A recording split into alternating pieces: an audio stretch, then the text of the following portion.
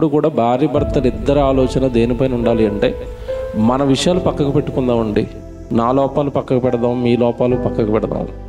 లోకపరంగా భర్త నరహత్య చేస్తే జైలుకి వెళ్ళిపోతే ప్రమాదం, నా భర్తను కాపాడుకోవాలని అర్థమైంది. మరి భర్త దేవుడు ఆజ్ఞలు పాటించకపోతే ఆజ్ఞ అతిక్రమం ఏమవుతుంది? పాపం అవుతుంది. పాపానికి వచ్చే జీతం మరణం అవుతుంది.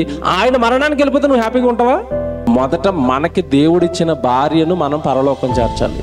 మొదట మనకి దేవుడిచ్చిన భర్తను మనం పరలోకం చేర్చాలి. ఇది మొదట కుటుంబం. మన కుటుంబాన్ని ఆదర్శంగా పెట్టి మీరు కూడా ఇలా ఉండండి అని ఆ కుటుంబానికి భక్తి యొక్క మెలకువలు మన కుటుంబ ప్రవర్తన ద్వారా నేర్పటం. ఇదండి వ్యవస్థ. కుటుంబ వ్యవస్థ పైన దేవుడికి ఆశలు ఉన్నాయి.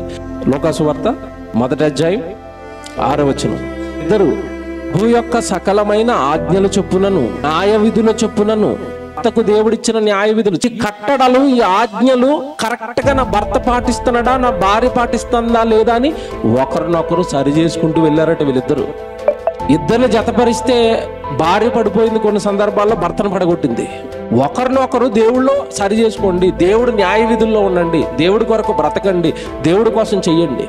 మంచి భార్య అయితే ఒకటి అడగాలి భర్తను ఎప్పుడు, కుటుంబంలో అన్నీ చేస్తున్నారు, దేవుడికి అన్నీ చేస్తున్నారా అని ఏ భార్యను అడుగుతుందా? దేవుడికి ఇవ్వాల్సింది ఇస్తున్నారా? దేవుడి సన్నిధికి వెళుతున్నారా? దేవుడి వాక్యం చదువుకుంటున్నారా? దేవుడి కోసం మనకు వస్తున్న దాంట్లో కరెక్ట్గా మీరు ఖర్చు పెడుతున్నారా? ఏ భార్య అడుగుతుంది? ఏ భర్త భార్యను అడుగుతాడు? ఏ భార్య భర్తను అడుగుతుంది? ఈ విషయాలు. కుటుంబంలో లోటు వస్తే ఊరుకోను, నువ్వు దేవుడి విషయంలో కరెక్ట్గా ఉంటున్నాడా లేదని అడిగావా? ఎప్పుడైనా అడిగావా? కాబట్టి భర్తగా మీకు దేవుడు ఏ ఆజ్ఞలు ఇచ్చాడా అవి మీరు పాటిస్తున్నారా లేదా?